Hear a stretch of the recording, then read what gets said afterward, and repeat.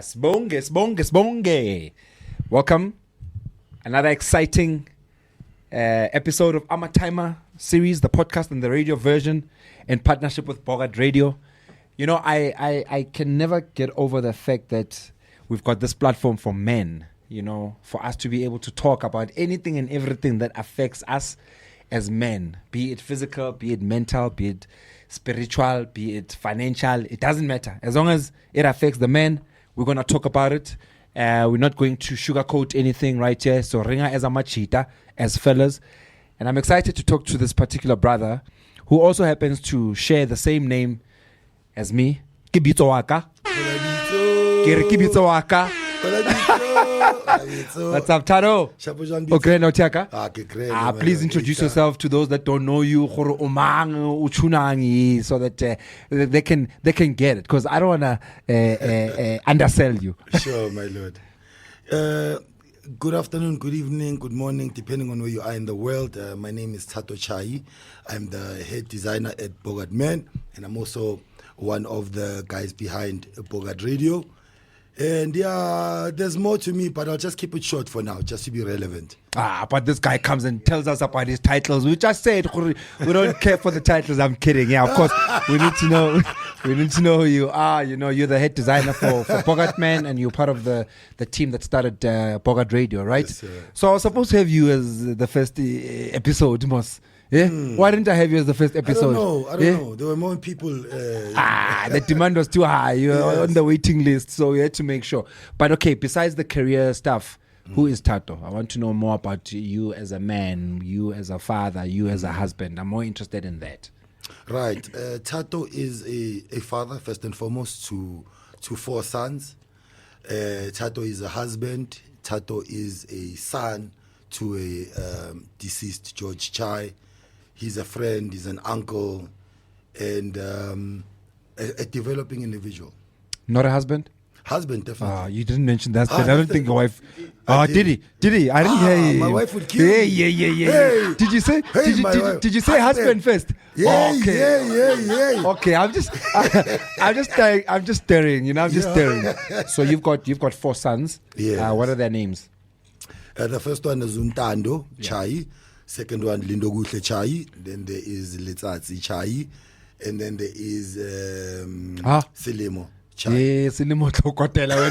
You don't know your own son's name.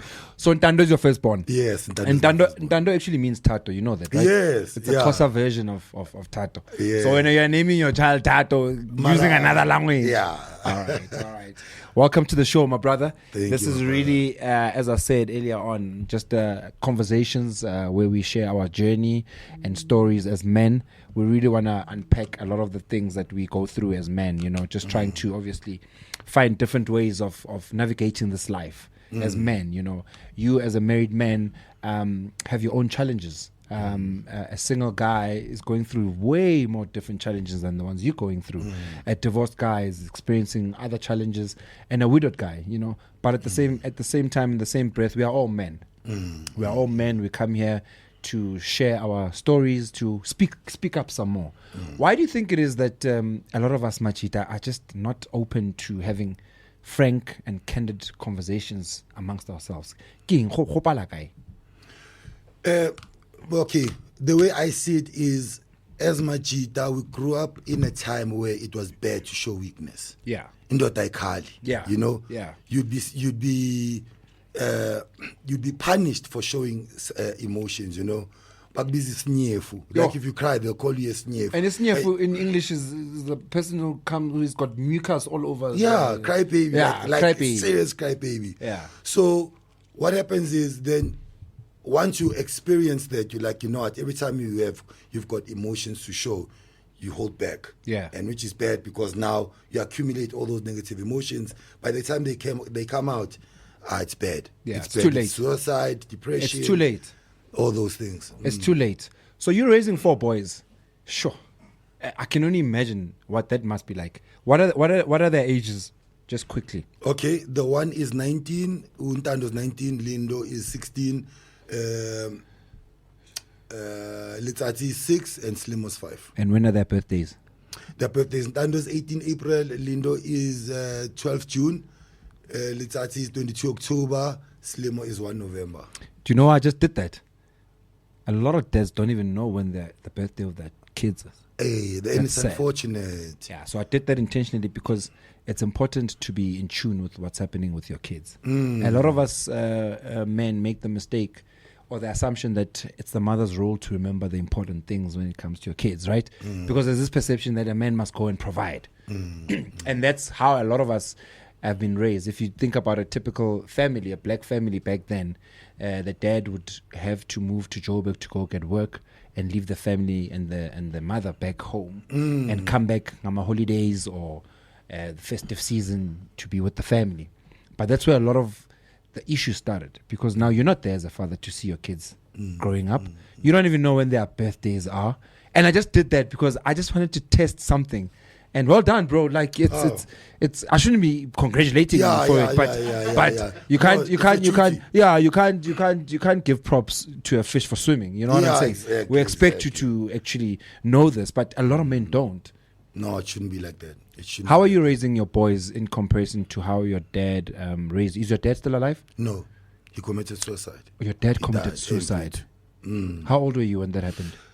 I was in my mid-20s. Mid-20s. Yeah. Do you know why he decided to take his life? Yeah, he was going through depression and also illness. Sure. And illness because of depression. Sure. So he got sick because he was depressed. Yes. What caused the depression? Was it finances? Finances and change. You know, I wanted to say something there. There's a problem with change management in the hood. Right. We don't know how to manage change. Okay.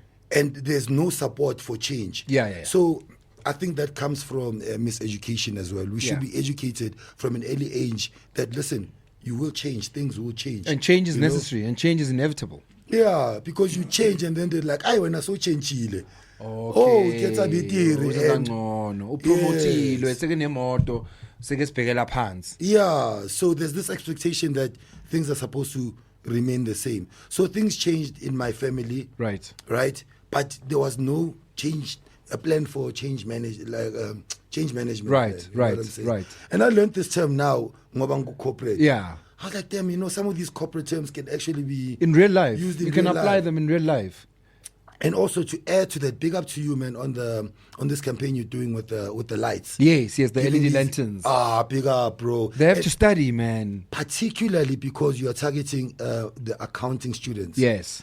You know, accounting is such an important subject. I wish I did it in school, bro, because very important. When you understand accounting, you become accountable for. You understand being accountable. You said it. It's about being accountable for your own life as well. Yes. It starts there. So what I want to, I don't know if I can go deeper into what happened to your father, or if you're comfortable. No. So when your dad decided to take his own life, how did that make you feel as a son, as a boy at the time? I mean, you're still young. But I was angry. Yeah. I was more angry than sad. Sure. You know, my parents had, you know, okay, in the early stages, things were beautiful. Yeah. When it was you were the perfect family. Yeah. In the early stages, just after 94, okay, Skatisaya, time went on, and then things started going bad. Right. Yeah, I don't know what, I can't put my finger on it exactly, but there were good and bad times. Yeah. All right. So I was angry at him because I think he could have reached out, but he didn't reach out. He didn't speak to anyone? He had an ego. No. My dad was the And your mom, he didn't reach out to his wife? No, my mom also, she had passed away. Okay, also so before that. Wait, hold on. So your mom passed away before your dad took his own life? Yes. What happened to Oledi? Oledi died in hospital. She was very ill. Okay. And she was an alcoholic. Okay. Yeah. Okay. Boichu, after a while, my dad also became an alcoholic. Did he become an alcoholic after losing your mom? He became more of an Do you think that alcoholic. had a negative impact on him? He lost his love of his life. I engage definitely. And he never reached out to anybody after the loss to maybe get some help psychologically as well from a professional. No, he didn't. And what made things worse for him is I never forgave him. I only forgave him once he had died, because I didn't understand why he did the things he did. But as I grew older, it started hit me making like, sense. this guy also, he didn't have a dad. Right. Oh, so he didn't also have a dad. He didn't know his dad at all. This would have been your grandfather. This would, yes. Yeah. Yes. So after, as I grew up, I understood that actually, son, this guy actually needed help. Sure. There was no one there for him. So everything bad that happened is, I think, a build-up of all these things. Sure. He had no father figure.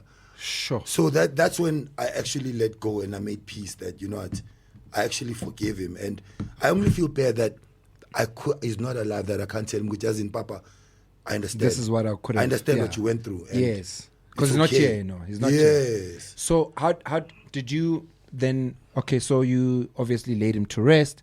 Did you get some help from a professional just to talk about your loss, your anger, all these things that were happening to you emotionally?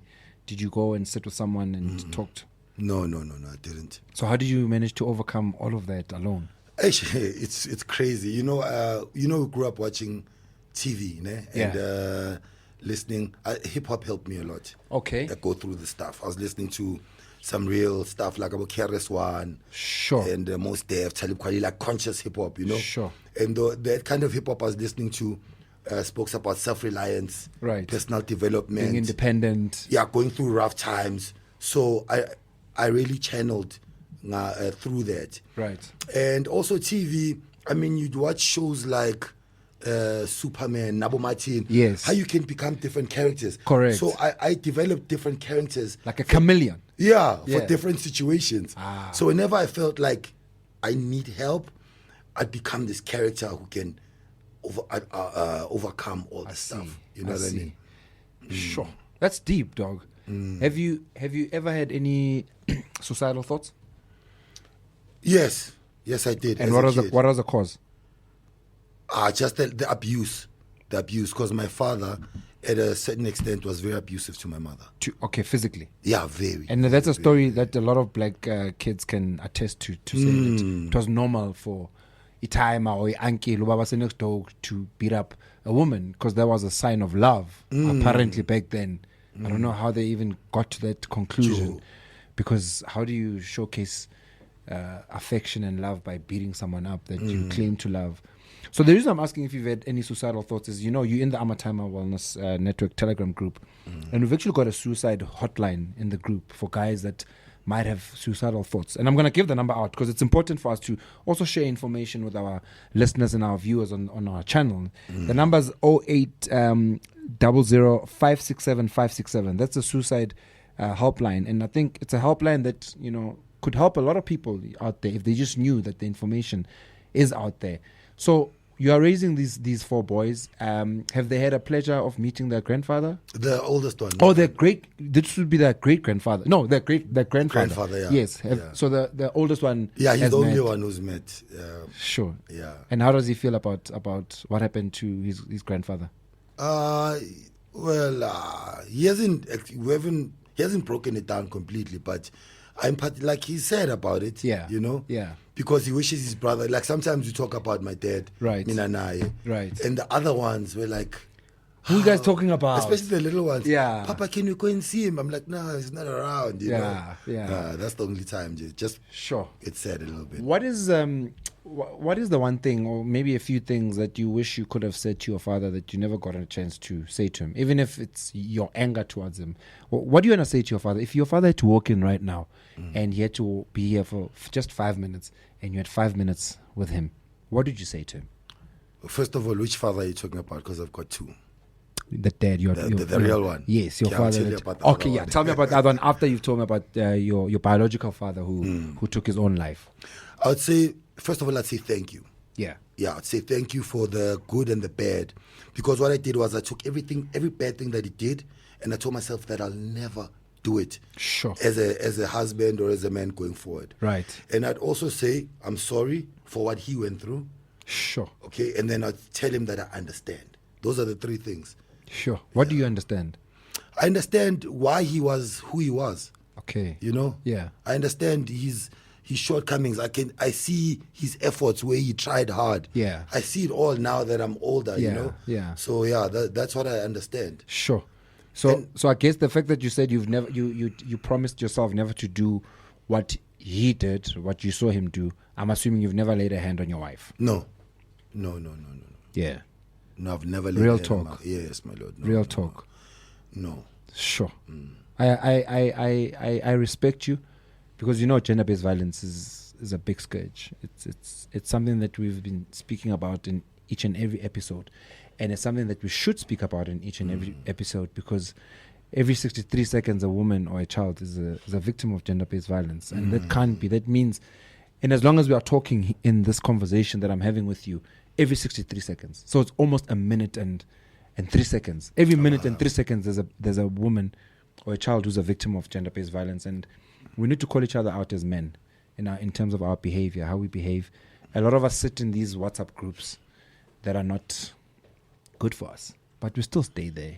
People are body shaming other people in those groups, but you are still there. You are just as guilty, and then you wonder why they say men are trash. Ne? Then we want to excuse ourselves and say, no, but I'm not trash. But you are, by virtue of you being in groups that are trashing other people or that are downplaying other people. Who's this other father that you mentioned earlier? Yeah, so there's a book that I picked up. It's called Rich Dad Poor Dad. Ah, Robert. Yeah, well, Roberto. Yes. Hey, there's lots of Robertos here. There's Roberto, there's Robert. Yes, Kawasaki. Yeah. Yes. So my other dad, Eli. Okay. Yeah, I remember the first time I met that guy. Who is Eli? I don't know who Eli is. People don't know who Eli is. Eli is the founder of Boga. Yeah, you must give context. Otherwise, people are going to think Eli is someone we don't know. So he's the founder of Bogart Man? Yeah. Right. How is he your father? But that guy, out of sharp, Joe. Like, I saw his personality and the way he treats people. Right. The way he does business, the way he handles bad situations. And just I saw, like, in a nutshell, all the things that he had. And I said, that guy's my dad. I'm adopt. Right. I adopted him as a dad. I die when I am my pops. Did you tell him I'm adopting you as my dad? I'm alive. Yeah. He's also a fashion designer by qualification, isn't he? Yes. Well, not by qualification, but by street. The universe. Okay. Because already like he was in that field and he's just always been there. Okay. Yeah. So he's your dad. Did he adopt you, or did you ask him to adopt you as his father after your dad passed on? Or was it before? No, I just adopted him as a dad. Yeah, but what I'm saying, at that point, was your dad still alive? Or? No. Okay, so your dad had passed on. Yeah, he had passed on. Okay, and how's your relationship with him? Has he managed to kind of fill that void that your dad had left? No, he's playing a different role. It's not like he's a replacement. Yes. That's why I've got two dads. Yeah. So my biological dad has played his own role. Right. And he's played his own role. Yeah. So I might have another dad. Now sometimes you're my dad. Yeah. We time alarm. When I'm to find my timer everywhere. Yeah. I'm just kidding. I'm too young to be your father. We're almost the same age. No, it's not. How old are you? I'm 43 this year. I'm 44. So how can I be your dad when I'm a year older than you? No, I'm just pulling your leg. No, I'm just pulling you. I know what you mean. It's the father figure. Yes. There's something about me that you want to pull from that person. Of course. No, I'm just pulling your leg. So in that moment, when I see something I can learn from you, absolutely, I become a son. No. Because now, true. I can okay. That's what fathers do actually. True. Yes. True. No, I actually appreciate that. Just last week, I posted something with my daughter. So she went on to... I didn't know this about her. Apparently, she was the captain of the netball team in the area that we live in. I'm not going to mention the area because then people know where I live. Was this on your visa weekend? No, before the visa weekend. Oh. Yeah. So I didn't know that she's a captain for the netball team. And I just found out from my wife. And I said to her, congratulations, why didn't you tell me? She said to me, no, because I just didn't think I needed to, because that's how humble she is. But I got inspired by that. So inspiration is not always about people who are older than you. We could be inspired by someone who's way younger than you, because we draw inspiration from different spaces and people, and that's what it's about. So I'm happy to be your father for just the show. And after Thanks, the show, Daddy. you can go find another daddy. Papa. Go ask Ronnie and Roberto to be your dad after this. Yeah? So this show is really what this is about. I mean, you come in here, there's no script. We get to talk about other things, and now I discovered that your dad went through a terrible experience that led to him taking his life away.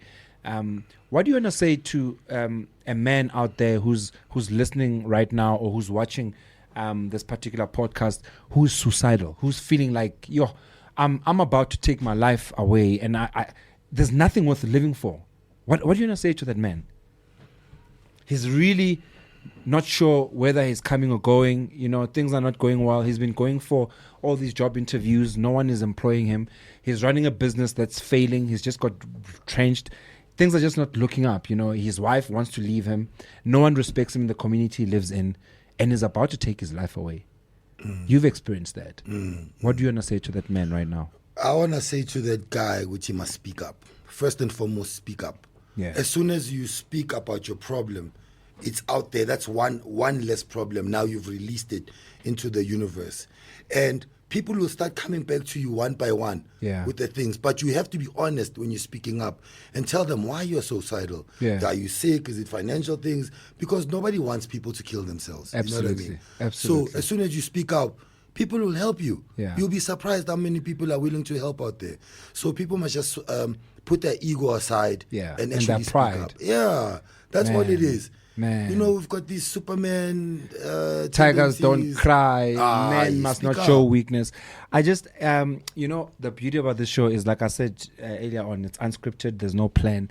I see your father just walked in. Yes. Do you want him to come and sit next to you so that we can see who this man is? We've been talking about this father. I want him to come and sit here and tell us why is your father.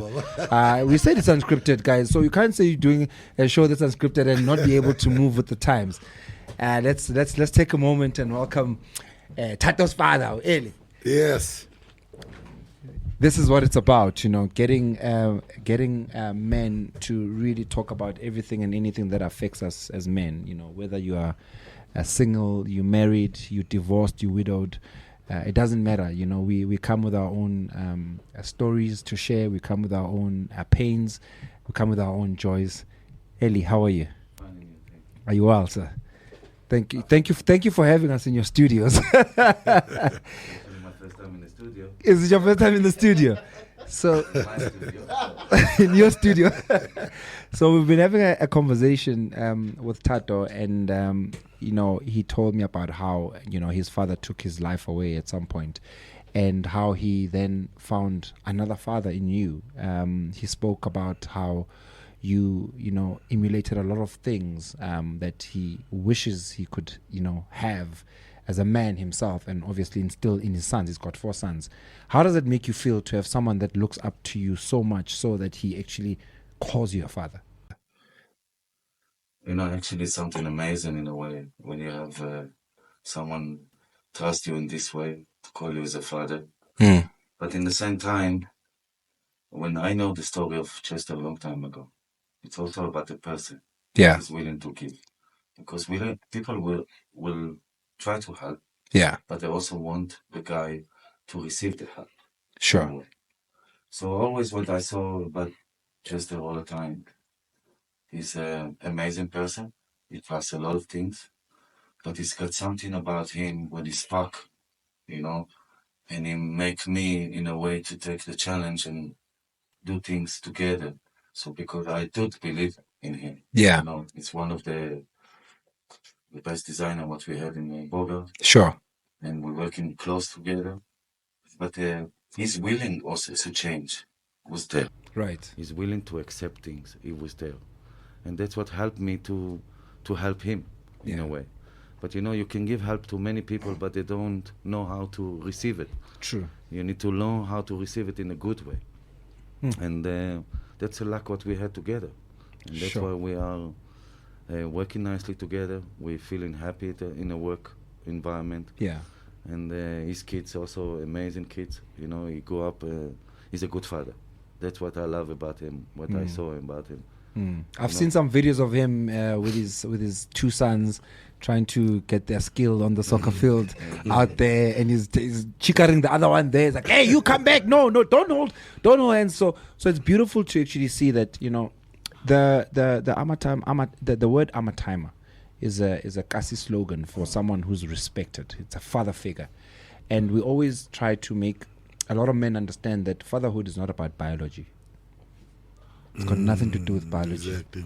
And here's a case in point of 2 men from different walks of life who have found each other in their journey of life, and he has found a father in you, and he's made it clear that you are not replacing his biological father, by no means, but you've shown such characteristics of yourself as a man, as a human being that he aspires to. Right? That's what you said. He's right here. Now you're quiet. I'm shocked because now you're quiet. He's here. You were going on about how great he is, and now that he's here, your father is here. You can't say anything about your father in his presence. Give him his flowers whilst he's here. What? No, you're still talking. No, first of all, myself, in a way, I don't wait for gratitude from people. Yeah. I like to see action, because gratitude is something, but I don't take it for granted in a way. Sure. But I look for action, and he done the action what he needs to do. Yeah. So he by himself correct things. He just needed the backside to be behind him. Sure. And that's what was my job, to be behind him, to know everything will be okay. Whatever challenges, we will come up from this. But it's everything on himself, Sure. in a way. Sure. So he created for himself the space, Yeah. and he created for himself the success. Yeah. Okay, but for me to do this role was very, very easy, because Sure. the guy in front of me was an amazing guy.